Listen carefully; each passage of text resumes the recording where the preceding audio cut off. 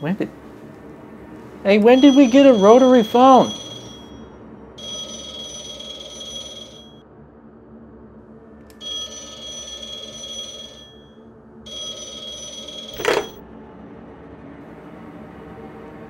Hello? Can you hear it? I'm sorry? The song.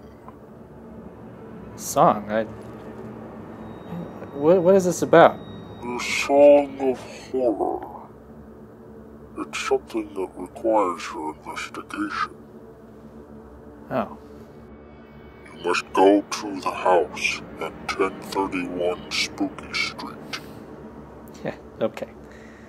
1031 Spooky Street. Is that right next to Cadaver Avenue? Okay, well, what am I supposed to be looking for at this 1031 Spooky Street? Oh, yeah, okay. I gotta stop answering the phone.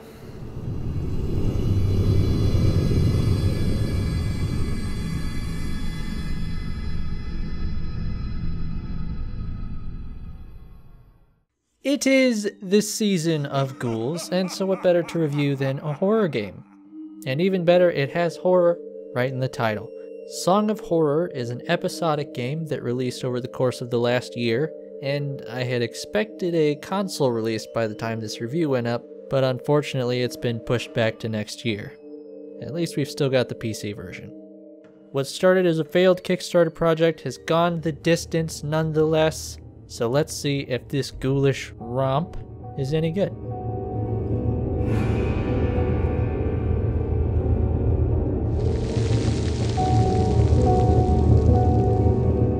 If there's one thing that's important in horror, it's establishing a strong atmosphere, building up a sense of unease and dread, and this game does an excellent job on that front. The devs did so much with the visuals, from set design to cinematography, to enhance the spooks. I mean, look at these camera angles. Almost every one invokes some sense of paranoia, fear, or at least creates some mystery. Then you have all the locations with their worn and torn decor, the various mystery stains, and generally off-putting ambience. And we can't forget the lighting. A lesser game would overdo the darkness as a crutch to keep the players scared, but this often just gets annoying. I can recall exactly one time where I straight up couldn't see in this game, and it only lasted a brief moment. This game strikes a great balance with its lighting. There's enough light to see the things around you, but there's also enough darkness to keep you from getting too cozy. I'd be remiss not to mention the music in this game. Fittingly, there are some pretty haunting tunes, which work in tandem with the visuals to create.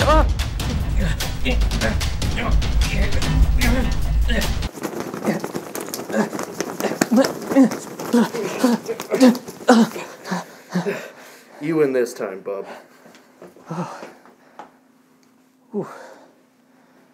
Where was I? Listen, I've heard a video game soundtrack or two. A lot of the time, I don't give them much thought. Usually it's something that gets the job done, fills in the silence. The music in Song of Horror can actively make the game more spooky.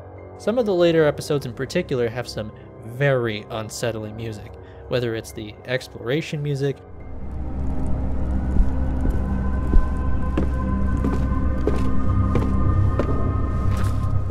or the high energy numbers that play when you're fighting for your life.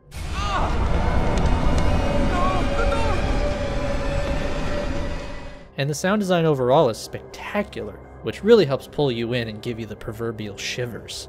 The devs clearly spent a lot of time fine-tuning their sounds to really keep the player on edge. There's just a great variety of ambient and foreground noises.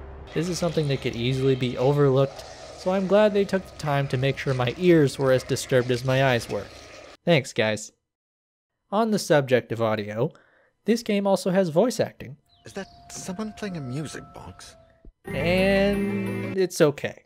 At first it struck me as kinda amateurish, and some of the accents seemed questionable. I have no idea what that was. I don't know if it got better or if I just got used to it, but the voice acting stopped bothering me before too long, but nothing particularly impressed me either. Also, there would occasionally be a line that starts or stops before it's supposed to for no discernible reason. The biography suddenly ends right after his last journey. This didn't totally break my immersion, but it just kind of stuck out as being a little odd. And I should say a lot of the in-game cutscenes with dialogue can be pretty awkward if you actually look at them. Oh god! Yeah, so a lot of the cutscenes between episodes are these rendered drawings, which are pretty stylistic, and I would have been fine with more of them, because looking at these things talk is not exactly something I look forward to. But overall, this game has a really solid presentation, and it has a really good progression, moving from a somewhat tame haunted house level to more and more unsettling locations with better and better atmosphere. Anyway, I'm going to shit on the game for a bit now.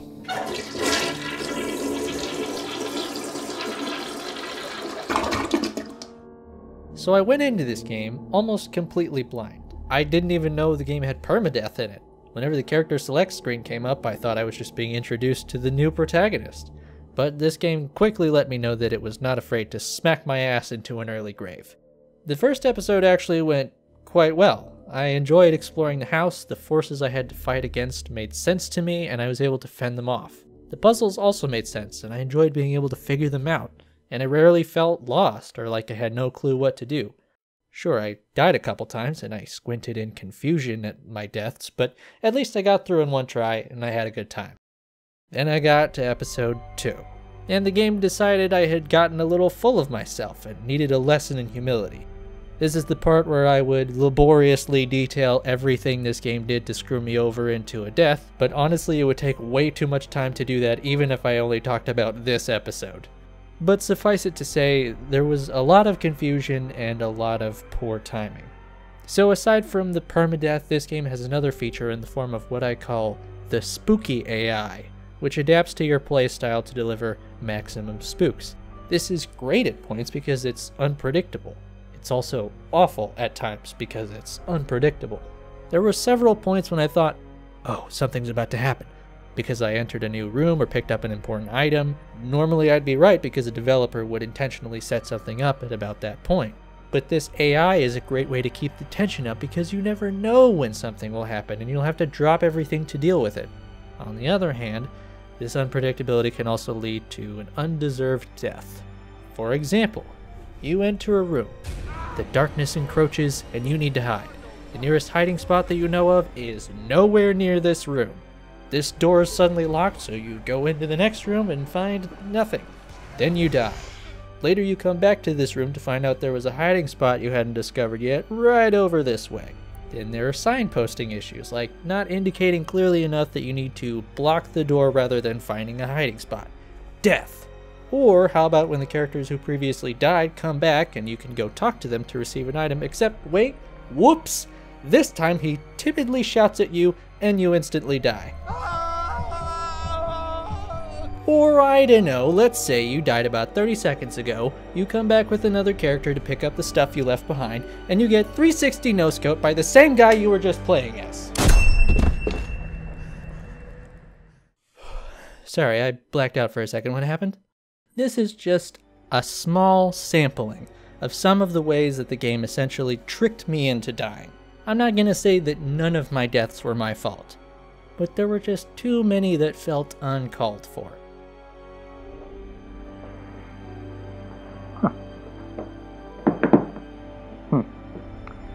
You know, this game has an old school adventure game feel to it sometimes. There's a lot of walking around, looking at things, picking things up, and oh sick, a tiny hook. I could tie a string around this and use it to fish something out of the gutter outside. I'd say most of the time I could piece together what to do in this game, but sometimes I would just get completely stuck. And I definitely had to look some things up online. One, because I was just tired of not getting anywhere, and two, because it seems like the more you aimlessly wander around trying to figure out what to do, the more likely it is that you're going to get ambushed and lose one of your characters. Speaking of time wasters, there's a prevalent mechanic in this game that has you put your ear up to doors to see if there's a sound on the other side.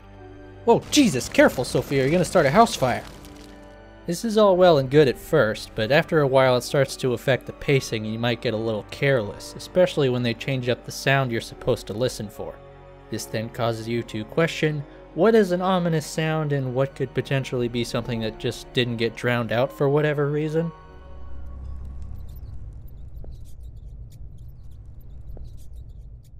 And I haven't even mentioned these damned interactions. Throughout each area, you'll find these prompts that ask you whether you should, in fact, interact with this thing.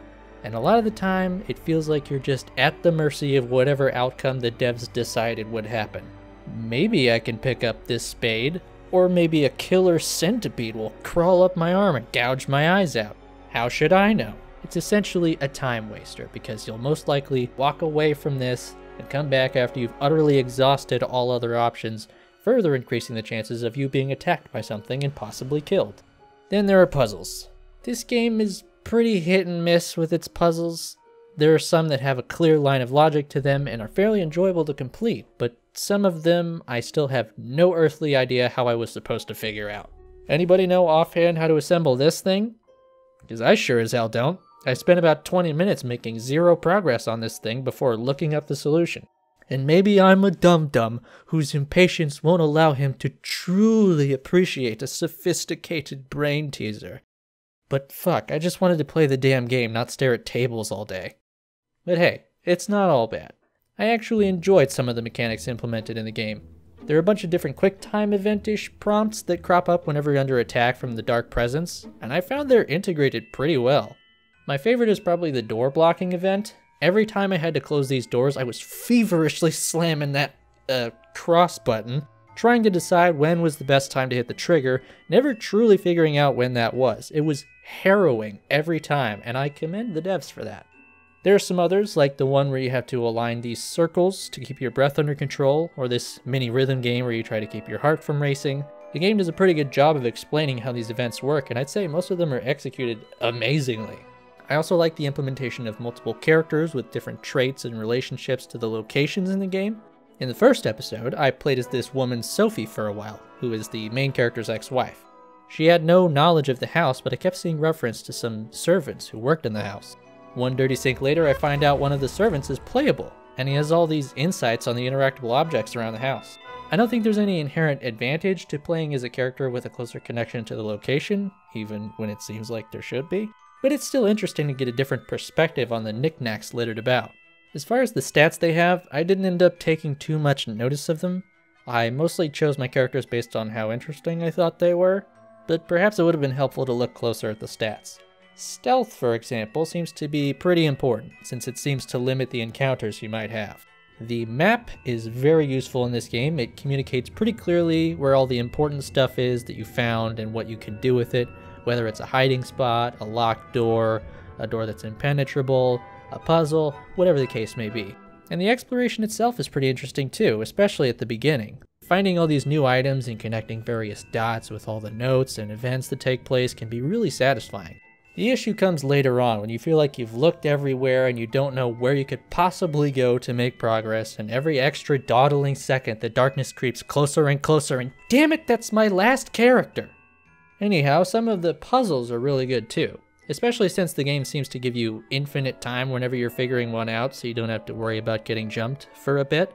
The game actually gets a lot right, which is why it's so frustrating that it made some of the missteps I mentioned. I think with a few tweaks this game could become a slam dunk, but as it stands I only enjoy it about 50% of the time. Now this game does have multiple difficulty levels. I played on the standard one, Edgar Allan Poe. There are a couple difficulties below this. One that essentially reduces the frequency of spooky incidents, and then another that's identical but it removes the permadeath. So maybe this would eliminate some of the issues that I had, giving the player more chances to complete the level even when the game decides to dole out some vigilante justice. It wouldn't fix everything, there would still be some obtuse puzzles and that kind of thing, but it's a start. If you pick this game up and start to get frustrated like I did, maybe try the ETA Hoffman mode.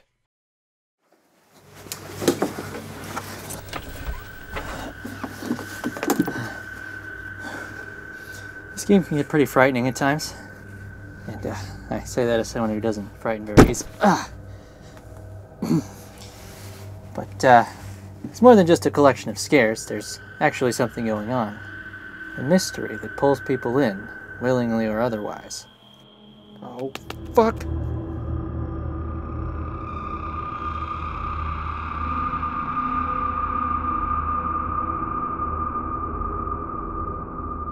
I wasn't expecting much from the narrative side of this game, especially with my rough first impression of the voice acting. The fact that I had just come off of a game with such incredible writing as Disco Elysium didn't help either.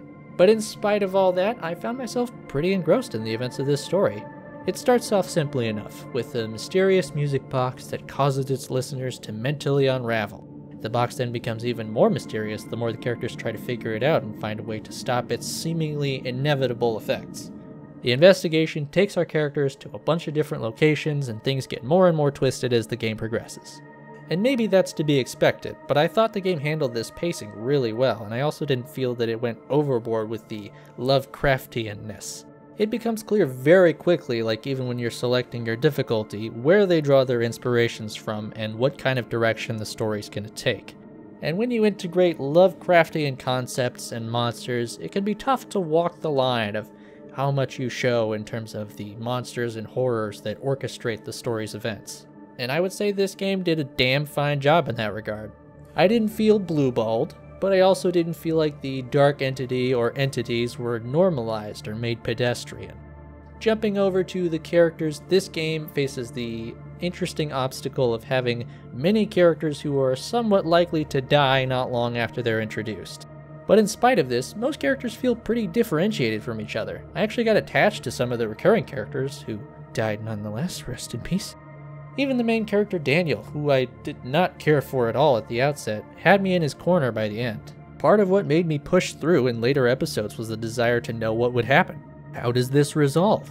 Does anyone come out okay? Is Daniel ever going to get to watch the next episode of X-Files? I'm not going to tell you that there were any especially riveting or poignant scenes in this game, but there is some really enjoyable stuff in here. Watching the various threads come together, witnessing all the twists, and seeing the places the story goes, metaphorically or literally, is genuinely interesting. And it's not all relegated to the cutscenes between episodes. There are some really interesting narrative moments in the gameplay, and even some of the text that you find can be pretty interesting. I don't typically have that much patience for text in games, but I guess it just depends on the context. And there were definitely some documents that I skimmed through, but some of them were really interesting to read. It's just unfortunate that I still kinda had to skim through them for fear of wasting too much time standing in place. So, would I recommend Song of Horror? Yes, for sure, but with a couple caveats.